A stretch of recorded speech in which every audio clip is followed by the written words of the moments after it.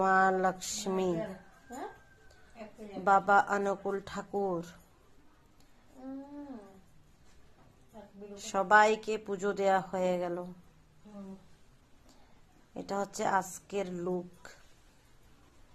কি ভালো যে লাগছে ভিডিওতে, ফিল্টার দিয়েছি তাই ভালো লাগছে। ফিল্টার না দিলে ভগবানের ব্যাপার আরো সুন্দর লাগতো।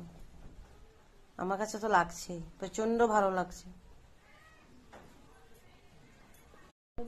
মা লক্ষ্মী, বাবা অনুকূল ঠাকুর, সবাইকে পুজো দেয়া হয়ে গেল। এটা হচ্ছে আজকের লুক।